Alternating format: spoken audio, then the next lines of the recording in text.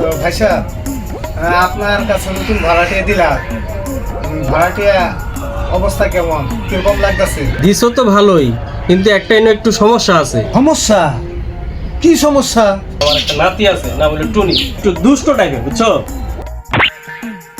এইটা কোনো বিষয়ই না। যে ভাড়াটিয়া দিছি ওটা ম্যানেজ করে নিব না ভাইজান।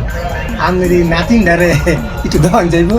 দেখুন যাবো ঠিকই, কিন্তু তুমি একটু সাবধানে থাকো। তাহলে আমি তারা ডাক দিই। হ্যাঁ, কিরে টুনি, এই টুনি।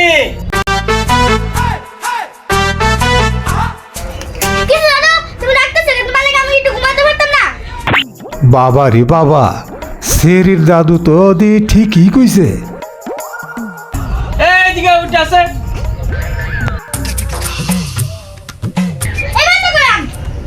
একটা মেয়ে বানাইছে, সবসময় ইতে করবো এসে লগে। হ্যাঁ বুঝিস, এই লেগে আমি নীরব পাশা মনে করছি। একটা মেয়ে বানাইছে, মেয়ে মানে তোরে দেখবার চাইছি। হ্যাঁ দেখছি মেয়ে মানে কিরম দেখা যা।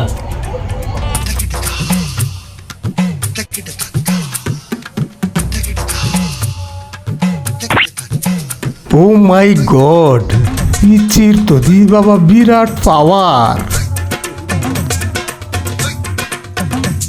বাবা রে ভাইজান, আসসালামু আলাইকুম। এই বসো বসো, চা খাই যাও, চা খাই যাও। আরে বসো। আরেকদিন চা খাওয়ানো বোঝেন। হ্যাঁ, আসসালামু আলাইকুম। যাই আজকে তোর লাগে যত সমস্যা আমার। একটা নতুন মেয়ে বানাইছে, তোর লাগে চাও খাইলো না, আর লোকটা গেল গা। আমার কি কইব কথা? আর হুন, আমার এনে যে একটা বাড়িটা ছেড়ে থাকে, বাড়িটা থাকে, এর সাথে না এরকম করস তুই, তাহলে কিন্তু সর্বনাশ হয়ে যাবো, বুঝিস? তোর লাগে আর কিন্তু এই করা ভাই না।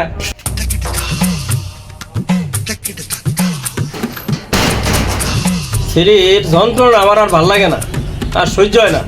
খারাপ তোর লাগে জামাই দেখতেছি আমি।